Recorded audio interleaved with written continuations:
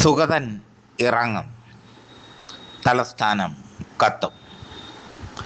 കാപ്പ കേസിലെ പ്രതിയായ BJPയുടെ Vazhottukonam councillor R സുഗതന് ആശ്വാസമായി ഇടക്കാല ജാമ്യം.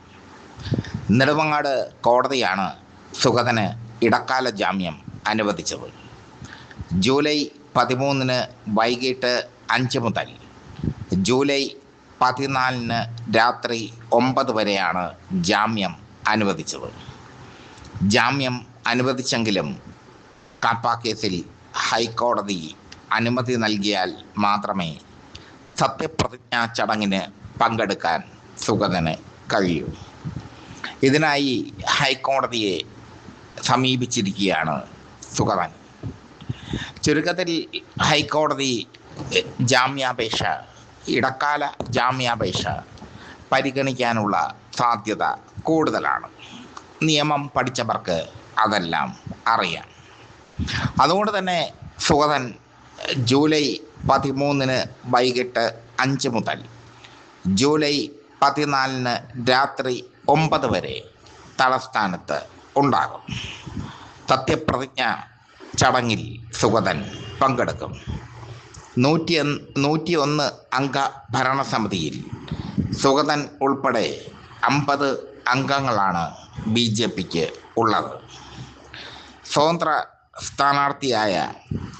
സ്ഥാനാർത്ഥിയായി വിജയിച്ച പാറ്റൂർ രാധാകൃഷ്ണൻ്റെ പിന്തുണയോടുകൂടിയാണ് BJP ഭരിക്കുന്നത്. സുഗതൻ കാപ്പ കേസിൽ വിയ്യൂർ ജയിലിലാണ് ഇപ്പോൾ. ഇടയ്ക്ക് നെടുമങ്ങാട് കോടതിയിൽ എത്തിയപ്പോൾ നാടകീയമായ സംഭവ വികാസങ്ങൾക്ക് സുഗതൻ്റെ സാന്നിധ്യം അരങ്ങൊരുക്കിയിരുന്നു. വട്ടിയൂർക്കാവ് CI തന്നെ ഭീഷണിപ്പെടുത്തിയെന്നും മറ്റും വട്ടിയൂർക്കാവ് SI തന്നെ ഭീഷണിപ്പെടുത്തിയെന്നും മറ്റും സുഗതൻ കോടതിയെ സമീപിച്ചതും കോടതി വട്ടിയൂർക്കാവ് SIയെ ശാസിച്ചതും നെടുമങ്ങാട് മജിസ്ട്രേറ്റ് കോടതി വട്ടിയൂർക്കാവ് SIയെ ശാസിച്ചതും ഒക്കെ വാർത്തകളിൽ നിറഞ്ഞു.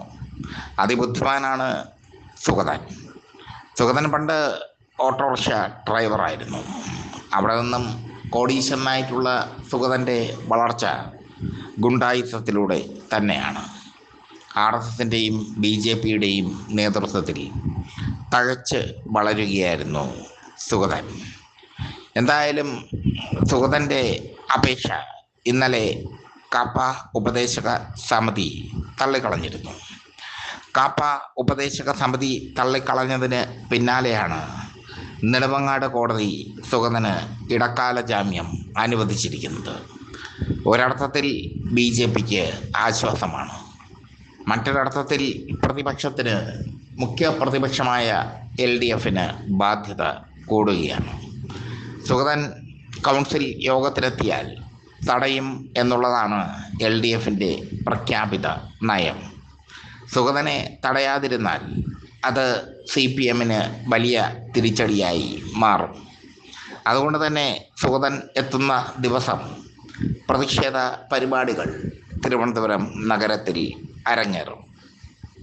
തിരുവനന്തപുരം നഗരത്തിൽ CPM നേരിടുന്ന പ്രധാന പ്രശ്നം ഹൈ ആക്റ്റീവായിട്ടുള്ള CPM പ്രവർത്തകർ, IP ബിനു അടക്കമുള്ള CPM പ്രവർത്തകർ ഇപ്പോൾ EDയെ ആക്രമിച്ച കേസിൽ ജയിലിലാണ്. IP ബിനു അടക്കമുള്ള CPM പ്രവർത്തകർ ജയിലിലായത് CPMന് കടുത്ത തിരിച്ചടിയാണ്. പാളയം സന്തോഷ്, CPMൻ്റെ പാളയം ലോക്കൽ കമ്മിറ്റി മെമ്പറായ പാളയം സന്തോഷ് ED ആക്രമിക്കപ്പെട്ട കേസിൽ പ്രതിയായി വിദേശത്ത് ഒളിവിൽ കഴിയുകയാണ്. ED ആക്രമിക്കപ്പെട്ട കേസിൽ 200ഓളം CPM പ്രവർത്തകരെ, ആക്റ്റീവായിട്ടുള്ള CPM പ്രവർത്തകരെ പ്രതി ചേർത്താണ് കേസെടുത്തിരിക്കുന്നത്. അതിൽ പ്രമുഖരായ അല്ലെങ്കിൽ ആക്റ്റീവായി പ്രവർത്തിക്കുന്ന CPM പ്രവർത്തകർ ഒരുപാടുണ്ട്. അതുകൊണ്ട് തന്നെ CPM സംഘടനാ തലത്തിൽ അല്പം ദൗർബല്യം അല്ലെങ്കിൽ സംഘടനാ തലത്തിൽ ദുർബലത, സംഘടനാ തലത്തിൽ ശോഷിപ്പ് അനുഭവിക്കുന്നുണ്ട്. പക്ഷേ സുഗതനെ തടയാൻ CPM-ഉം കോൺഗ്രസും ഒരുമിച്ച് വരും. സുഗതന് വേണ്ടിയാണ് കോൺഗ്രസ് വളരെ കുറച്ച് അംഗങ്ങളുള്ള 20 അംഗങ്ങളുള്ള കോൺഗ്രസ് കോർപ്പറേഷനിൽ പ്രക്ഷോഭം സംഘടിപ്പിച്ചത്. കോൺഗ്രസ് തിരുവനന്തപുരം കോർപ്പറേഷനിലെ പാർലമെൻ്ററി പാർട്ടി നേതാവായ ശബരിനാഥനെ ചെമ്പകത്തി ഉദയൻ അടിക്കുന്നതും ശബരിനാഥനെ അടിച്ചതിന് മറുപടിയായി